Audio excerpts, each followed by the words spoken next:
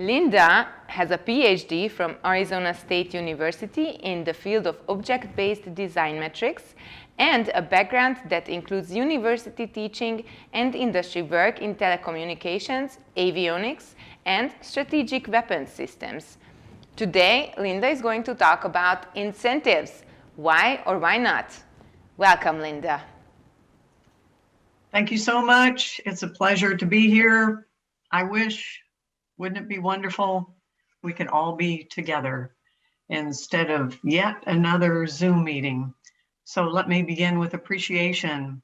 Thank you for giving me a little bit of your time today, for believing that I might have something worthwhile to say.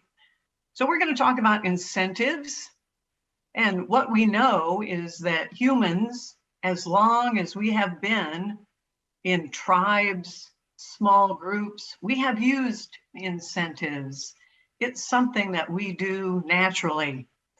But I'm interested in science, I'm interested in evidence, and that's what we will talk about today. The science of incentives actually begins in Russia. There was a scientist whose name is probably familiar to you. His name was Pavlov, and he was experimenting with animals, mostly dogs. And he noticed something strange, that when the dogs were being fed, if any activity or behavior preceded the food, the dogs began to react to that behavior before the food was delivered. They were anticipating. It wasn't the food itself that was causing them to react. It were the cues, the incentives, if you will, that caused the animals to behave in a way that meant they knew food was coming. So the science that began with the work of Pavlov was called behaviorism. And it rests on the assumption that we as animals react to cues in the environment. And we behave as though those cues were the real thing. The incentives, in other words, become the thing that we are reacting to. And out of that grew an entire Western tradition of getting people to do things by providing cues in the environment. And they could be positive, so we call them carrots, or they could be negative. Those are called sticks. Using positive or negative cues. I'm not sure if you know his name. Frederick Winslow Taylor. And he began to look at people and how people react to cues in the environment. He looked at how organizations could structure work to provide these incentives, to get people to do what we want them to do. Now, this was the beginning of the industrial age, when most people were working in factories, doing boring, repetitious work over and over again. And he said, work is about doing very simple things, doing repetitive things. These are not particularly interesting. So to get people to do these tasks, what we need are incentives. We provide the proper positive incentives, and then we watch, we monitor them. Well, you could argue that in the beginning of the industrial age, this was appropriate because most people did boring, repetitive tasks. The problem is we have moved beyond that now. And most of us do challenging, creative, innovative tasks. And yet, management theory still supports Taylorism, the idea that you can monitor, that you can measure, that you can watch, that you can incentivize, and that's how you can improve the workplace. Well, now it's 100 years later. Maybe we need a different approach. I think despite the fact that there is now evidence, many managers still believe in behaviorism. Many managers still follow Taylor's scientific recommendations by looking for ways to monitor and measure what people are doing. You can see what has happened during this challenging time of pandemic.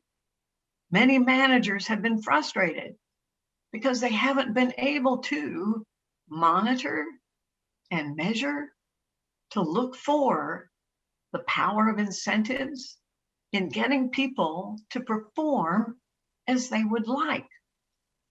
And what's worse, we do this to ourselves. We have fallen into the trap of believing that if we are not heads down, staring at the computer, checking in at 8 o'clock in the morning, working until 5 o'clock in the evening, if we're not following that schedule, then we're not working. We even do this to ourselves, believing that we're, well, maybe guilty of not working as hard as we could, because we also subscribe to behaviorism, to Taylor's research. I love animals. This is one of my favorites. It's a rhesus monkey, and he loves puzzles. He was used by another researcher named Harry Harlow, who was trying to incentivize rhesus monkeys to do puzzles. And he was going to reward them with raisins. Rhesus monkeys love raisins. And he noticed that before his research assistants could provide the incentives, the monkeys immediately began to play with the puzzles. He didn't understand why the monkeys would choose to do this. He hadn't provided any positive incentive yet. The monkeys seemed to, well, the word he wanted to use was enjoy. The monkeys enjoyed the puzzles. They didn't need raisins.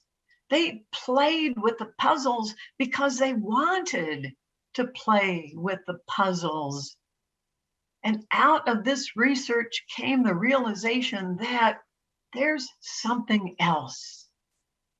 There's something else that animals, and I guess that's what we are, there's something else that animals care about, not just the reward, but because we enjoy it, we want to do it. We want the challenge of doing it. And in fact, what Harlow found was that if the monkeys were rewarded for playing with the puzzles, then they didn't enjoy it as much and they didn't play with the puzzles as much. This research was ignored for decades. The power of what's called intrinsic motivation was ignored for decades, and in fact is still ignored in many organizations. Those organizations that don't realize the way to engage people is not just by providing incentives. Of course, we need to pay people, they have to make a living. But what we care about is not the incentive. What we care about is the joy of the challenge, the joy of the work. That's a much stronger motivation. Many organizations still, over 50 years later, still don't realize the power of Harlow's scientific evidence. And we continue to believe that, well, even as parents, as educators, the best thing we can do is incentivize. This was a classic program in the United States. We want children to read. And so Pizza Hut well-intentioned, said, we are going to provide a program. If children read a certain number of books, then we will give them a coupon for a free pizza. Ah, what a good idea.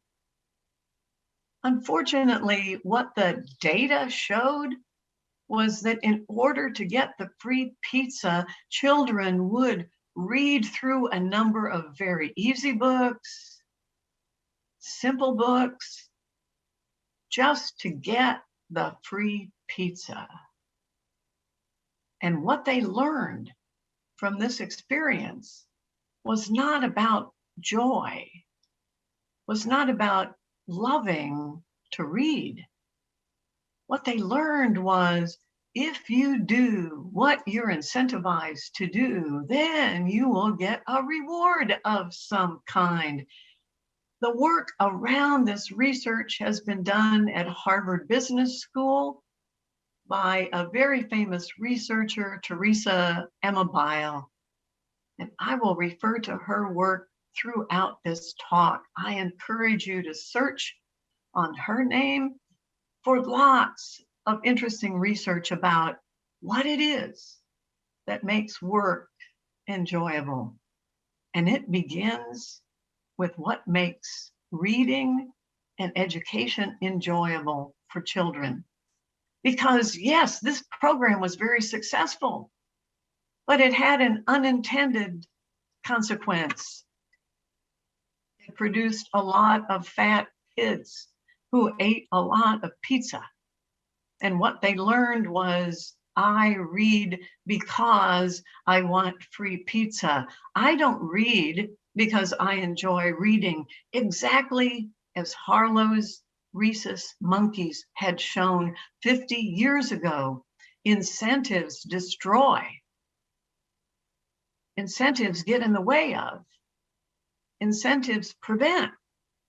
The real goal, which here is, we want our children to love to read. The program, in that sense, was a complete failure. Teresa says, yes, incentives motivate. Absolutely. They motivate students to get those rewards. And that's what incentives do. And many times, what you get is an unintended consequence, a side effect that removes the joy, that removes the love, that removes the interest in whatever the activity is, and turns the focus on the reward itself. The research now shows very clearly that there are two kinds of incentives. Extrinsic, what comes from the outside, the reward, the payment, the goal, and then what comes from the inside, the intrinsic, the love of, the interest in, the joy. And it is clear that if you're in a situation where there is an extrinsic reward, that becomes the focus. And that focus will destroy all the joy, all the intrinsic pleasure we get from whatever the activity is. A quote from one of my favorite authors of a wonderful book called Freakonomics, it's also a podcast, that if you're trying to incentivize people because you want them to do something, they will always figure out a way around it. You will never get what you hoped for, because the power of all that incentive is never greater than the power of those people who will determine how they're going to get the reward. They will figure out a way to get the pizza, or to get paid, or to win the bonus. And what you really want is to incentivize them to do the task, learn to read, enjoy whatever the assignment is, no matter how powerful the extrinsic reward happens to be. And Airley has done a lot of experiments and has written a lot of books. He has given a lot of TED Talks. This is also a person you should know about. Search on his name for a lot more information. He did experiments with bonuses. Many of us in our organizations are familiar with the use of a bonus as an incentive.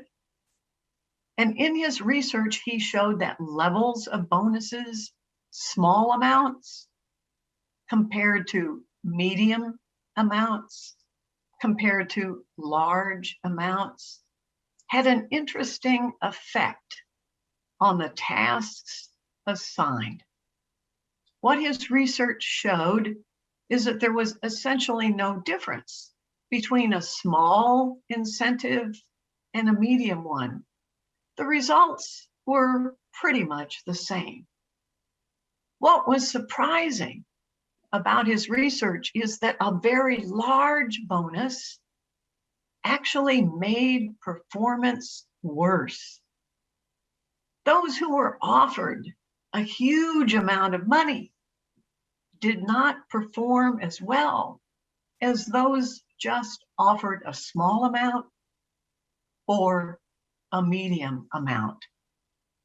When he showed his research, both to students in business schools and executives in organizations, and asked them, I did this experiment, what do you think would happen? They all 100% said, oh, the higher the bonus, the better the performance. And of course, that's how most organizations that offer bonuses believe. The greater the size of the bonus, the greater the incentive, the better the expected performance. When all the research shows this is not true, it's counterintuitive that the large bonuses do not get better performance. Of course, executives don't like this. Executives, of course, run on large bonuses. They want to believe, and it's not because they're necessarily devious, although some of them are, it's because they sincerely believe. This is leftover behaviorism. This is leftover Taylorism. These are leftovers from the industrial age. We all believe the bigger the incentive, the better the performance. Is there any correlation at all? And the answer is yes. Taylor was right. If you're doing something very boring, very simple, very repetitive, like an assembly line task, yes, when you incentivize people, the bigger the incentive, the better the performance. There are times when it works. However, if you want people to be creative, if you want people to come up with new ideas, if you want innovation, then incentives will backfire. Now, some interesting experiments have shown a different take on incentives, and I'm going to recommend this if you are still wedded to the notion of paying a bonus.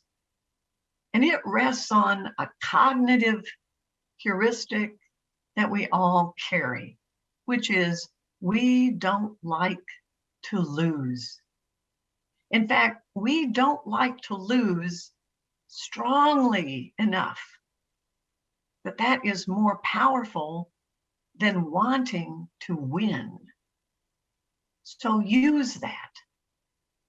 So many of experiments now have shown that this is the case. This is just an example of one of them. A group of workers were told that if they met their targets, they would receive a bonus. That's typically the way a bonus is given. You must produce, and if you do, you will be incentivized. But the other group was said, you've already got the bonus.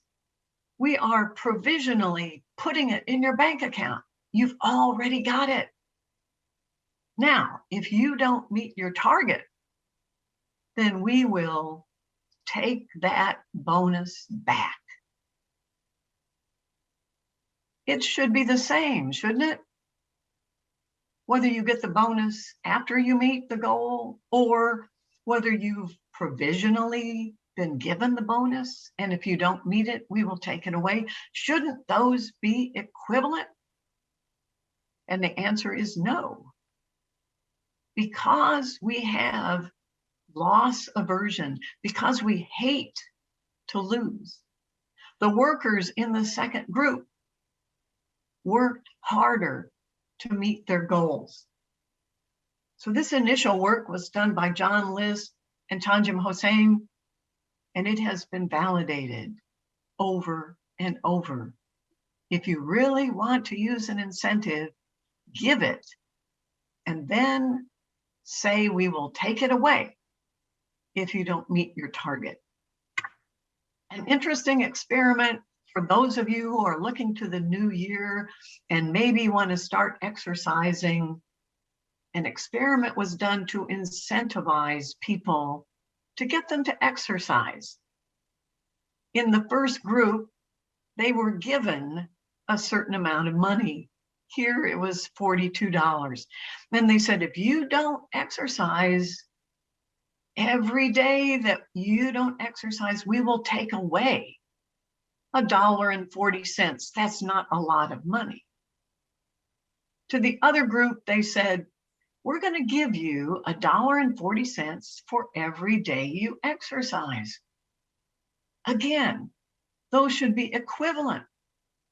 Whether you give the amount first and then take it away, or whether you pay every day. This was involved a control group. The control group got no reward of any kind. And what they found was paying every day for the exercise that was done was no better than the control. But the one that was effective, that increased exercise by 50%, was the group that got the payment up front. And then if they didn't exercise, money was taken away. Again, we are loss averse. We hate to lose. So if you want to use an incentive, this is the best way. It reminded me of a wonderful book by Benjamin Zonder called The Art of Possibility. When he was teaching, he said, in the beginning of each class, I give all my students an A.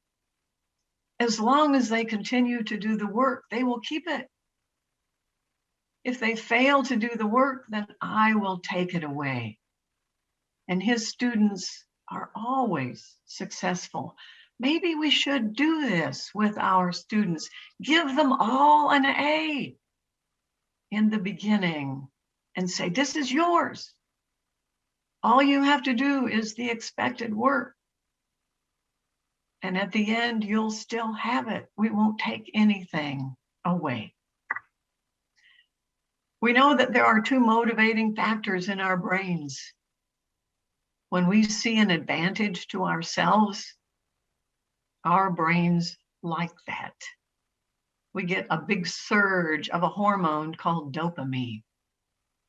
When we do something for others, when we help other people, another center in our brain lights up.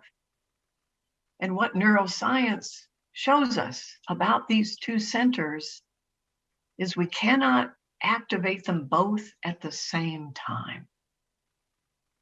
So if you want people to get excited about rewards, then you want them also to help other people. And that would include people on their team. Then you'd better be careful. Because if people are interested in their own reward, they won't be interested in helping others. So watch out if your incentives work against collaboration by putting an emphasis on the individual. In Agile, we talk about collaboration and we talk about rewards, But if the reward is for the individual, not the team, then you're asking the human brain to do something it cannot. We cannot both think about others and at the same time think about our own possible reward. This turns out to be true for all animals. We've had some recent disasters in the United States, bombings, horrible events, the Oklahoma City bombing, 9/11. And when those events occur, rescue dogs are brought in to try to find survivors. Now, there are two kinds of rescue dogs. One kind is trained to just find human remains, whether they are alive or dead. The other kind of dog is trained to find living human beings. Now, both kinds are brought in when there's a huge disaster and we need lots and lots of help. So we have both kinds of rescue dogs. Now, the dogs who are trained to find living humans, if the disaster is severe, they're usually not successful. There usually aren't any survivors. And the dogs, well, they begin to be obviously unhappy. They can't find a living human being because everyone has been killed. And so the handlers, the trainers, do something very unusual. They themselves hide in the rubble so that the dog can have the experience of finding a living human being. They're going to find their owner, their handler, their trainer, and they get so excited and so happy. When I heard this story, I began to think of a couple of managers I had who did the equivalent of this for me.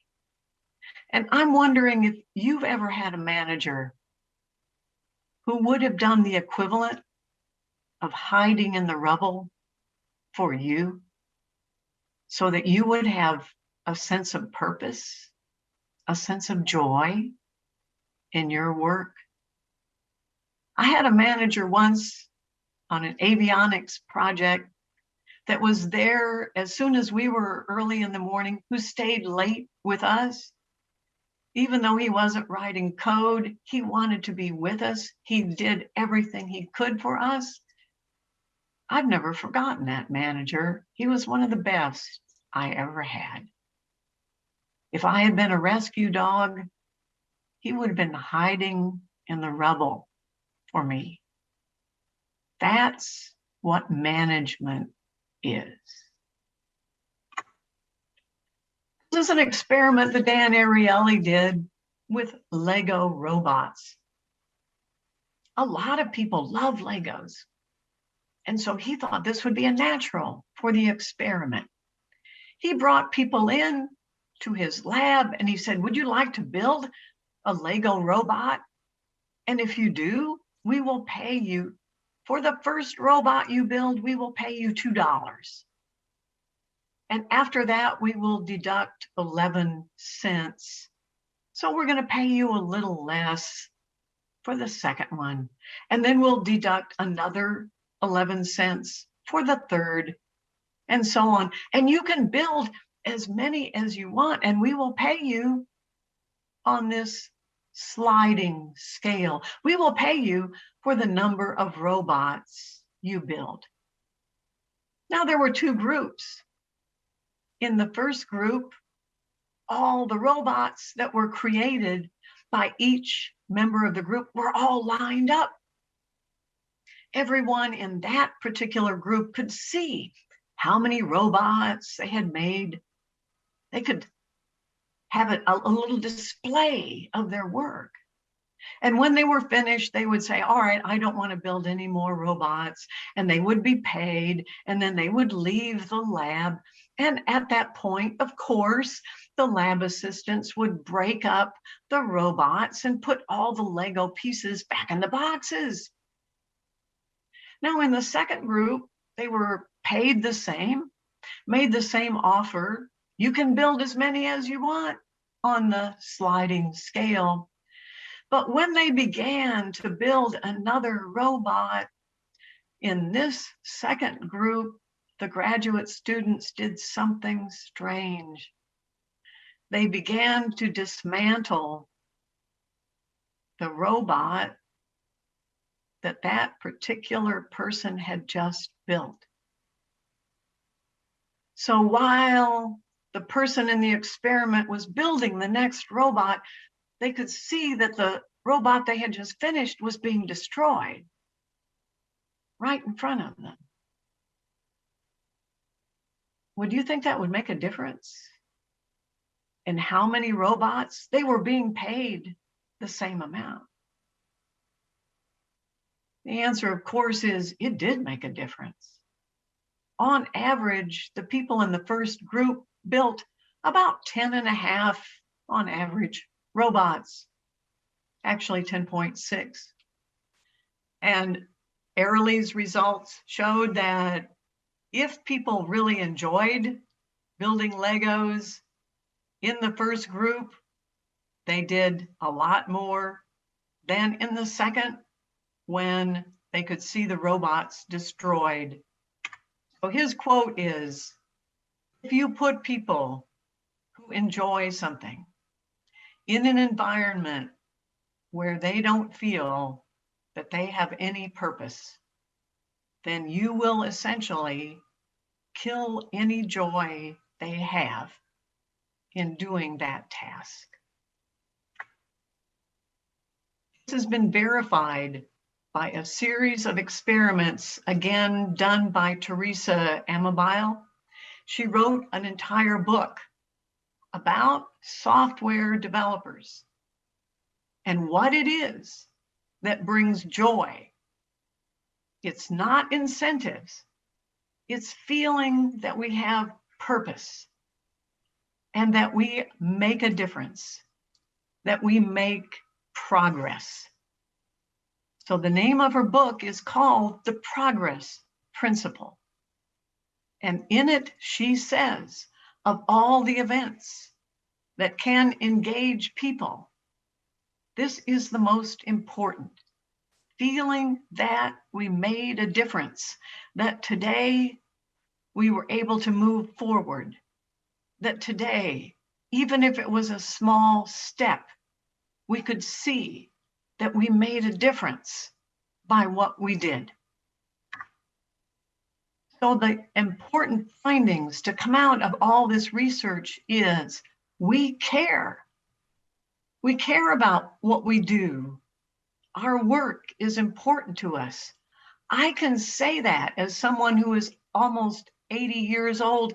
I love my work, even when Zoom boots me off and I have to start all over again. But we know the element that's important of that is what's inside. It's not the payment. Of course, we need to be paid for what we do, but we do it because of the intrinsic motivation. That's what leads to our increased productivity, our innovation, our interaction with others is that inner drive, the inner joy. And now I'm going to connect this with something that may seem completely remote. It's a book by a good friend of mine who runs, I think, the most agile company on the planet. It's called Menlo Innovations, and the book is called Joy Incorporated. At Menlo, their motto is software design and development should be a joyful experience. So they know, they understand all the work that Dan Ariely and Teresa Amabile have shown scientifically. To achieve this joy, we have changed everything. And I'm hoping that's what you can do. It's not about incentives. The idea of carrots and sticks, that's over 100 years old, is outdated. It's been replaced. We now have science to show us that's not why we do what we do. Behaviorism is wrong.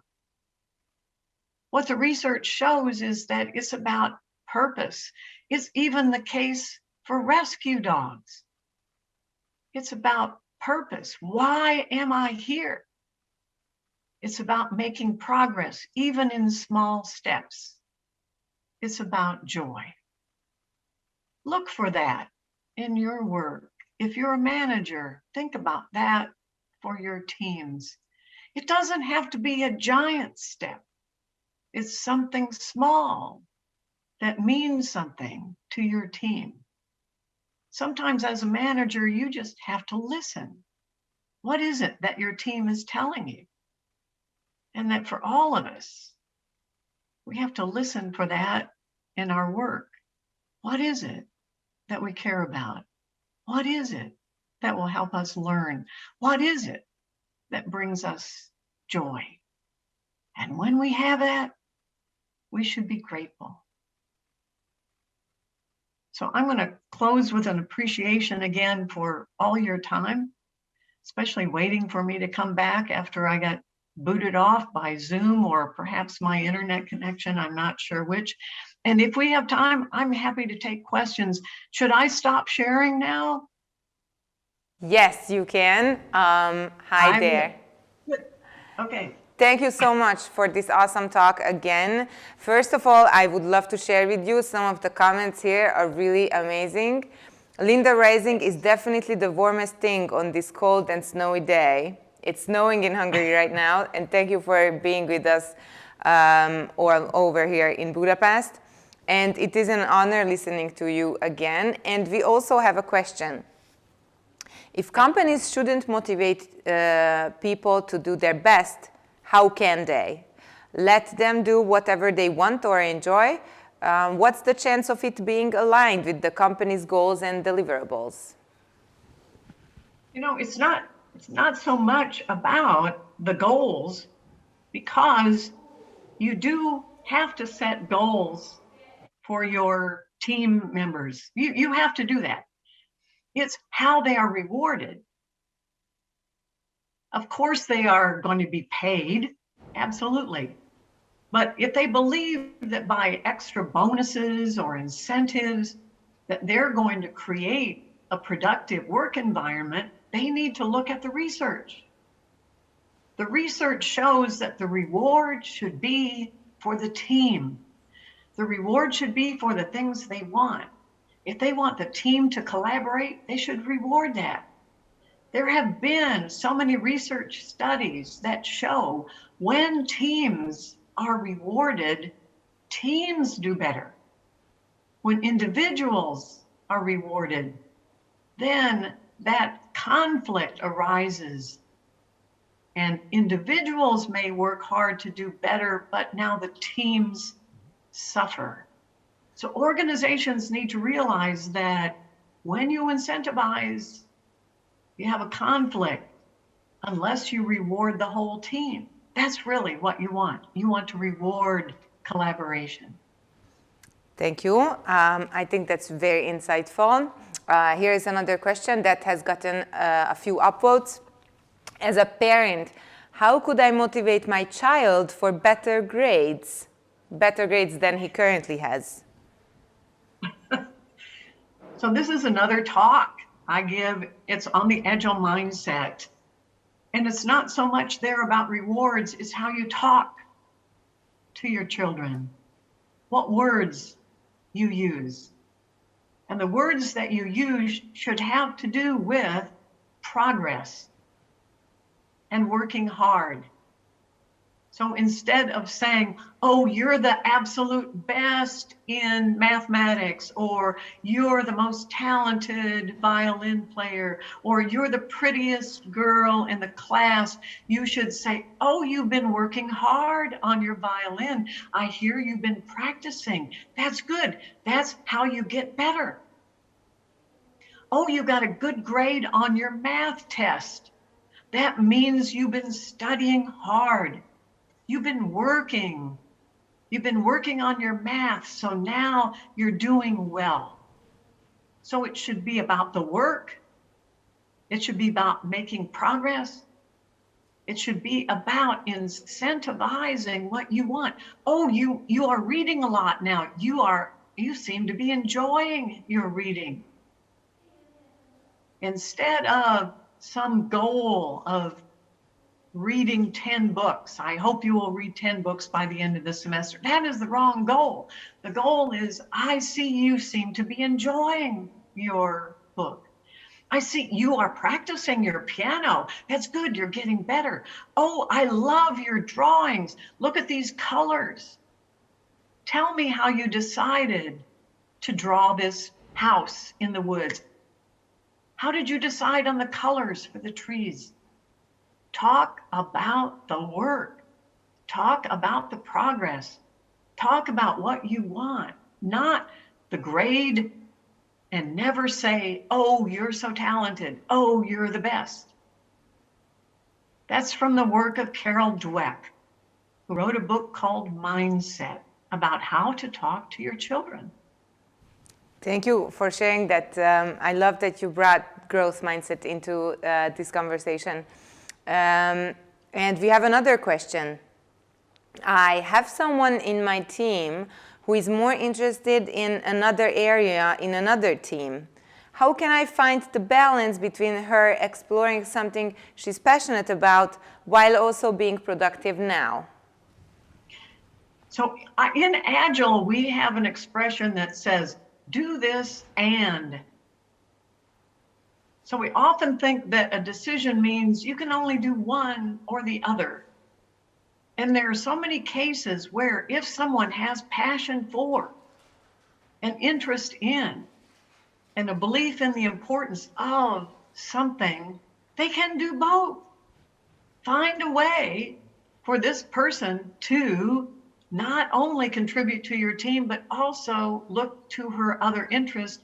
And what you might find is now she'll be happier working with your team because you are allowing her the chance to grow, to explore, to try new things, whatever it is that she's interested in, instead of directing her to say, yes, oh, I see you're interested in this other team. Well, maybe we can find a way that you can do both.